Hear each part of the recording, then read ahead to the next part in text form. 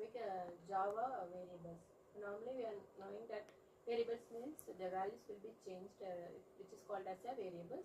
So we have to declare the variables by using a data types. For example, integer A, integer is a data type, A is a variable name. So we can declare the variables and define or initialize the values of that particular variables. If you want to add two numbers, first we have to create a class name. In that one we have to create an object. Then we have to declare the method as add. Then for that we have to declare the variable name as an integer, float, any data type we can declare. So here we are declaring as an integer. So integer A is having some integer values. Likewise, integer B is having some values of B. Then finally we can call the method as add, and then we can find the output of that C, and which is also the same integer data type. So finally we can get the value of C. For example, A is value assigned to the as 20, B is assigned to the 10. So finally we can get the C as a 30. So 30 is also the integer. Likewise, in different data types we can declare in different names and we can assign the values, which is called as a variables. So it's called as a Java variable.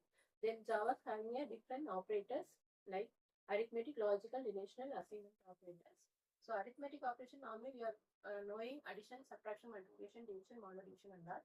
Likewise, in different operators like assignment, we can assign the values like increment, decrement operator, increment the values and decrement the values. Bitwise operators and logical operators, we are having and or not operation.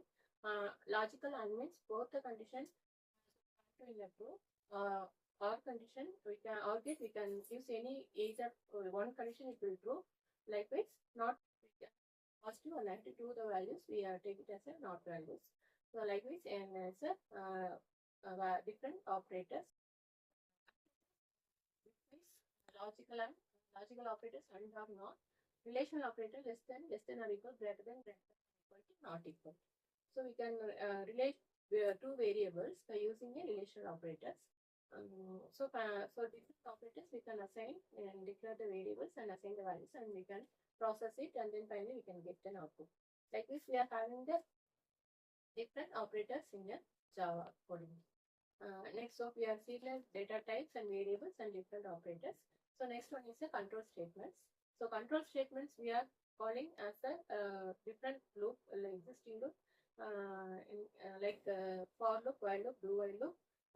We are call it as a control statements. For loop, we are having the certain formation like initialization, increment, decrement, condition, increment, decrement operators.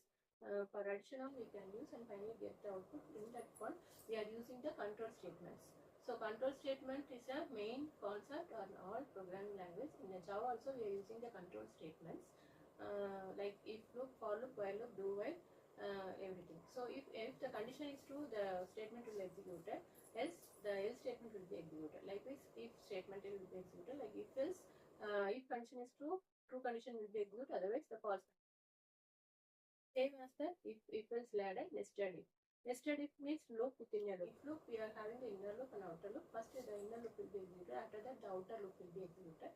So, which is called as a if else ladder or nested if. Loop within a loop, we are calling it as a nested if. These are all the different control statements.